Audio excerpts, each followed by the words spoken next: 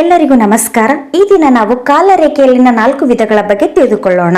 ಒಟ್ಟು ಕಾಲರೇಖೆಯಲ್ಲಿ 4 ಪ್ರಕಾರಗಳವ. ಪ್ರಗತಿಶೀಲ ಕಾಲರೇಖೆ, ಪ್ರತಿಗಾಮಿ ಕಾಲರೇಖೆ, ಹೋಲಿಕಾ ಕಾಲರೇಖೆ, ಚಿತ್ರಾತ್ಮಕ ಕಾಲರೇಖೆ.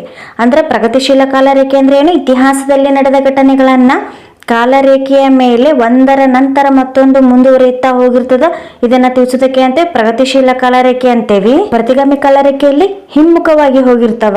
ಆ ರೀತಿ ಕಾಲರೇಖೆನೇ ಅಂತೇವಿ. ಹಿಮ್ಮುಖವಾಗಿ ಹೋದ್ರೆ ಪ್ರತಿಗಾಮಿ ಕಾಲರೇಖೆ ಅಂತ ಹೇಳಿ ಕರಿತೇವೆ. ಇನ್ನು ಹೋಲಿಕಾ ಕಾಲರೇಖೆ ಅಂತ ಒಂದು ಸಮಯದಲ್ಲಿ 2 ರಾಷ್ಟ್ರಗಳು ಅಥವಾ 2 ಅರಸು ಮನೆತನಗಳ ನಡುವೆ ನಡೆದ ಘಟನೆಗಳನ್ನ ಹೋಲಿಕೆಯಿಂದ ತಿಳಿಸಬಹುದಾಗ್ಯದ. ಇನ್ನು ಚಿತ್ರಾತ್ಮಕ ಕಾಲರೇಖೆ ಅಂದ್ರೆ ಕಾಲರೇಖೆಯ ಬಲಭಾಗದಲ್ಲಿ ಘಟನೆಗೆ ಸಂಬಂಧಿಸಿದ ಇಸುವೆಯನ್ನ ಹಾಗೂ ಎಡಭಾಗದಲ್ಲಿ ಅದಕ್ಕೆ ಸಂಬಂಧಿಸಿದ ಚಿತ್ರಪಟವನ್ನ ತೋರಿಸುವುದು ಆಗ್ಯದ.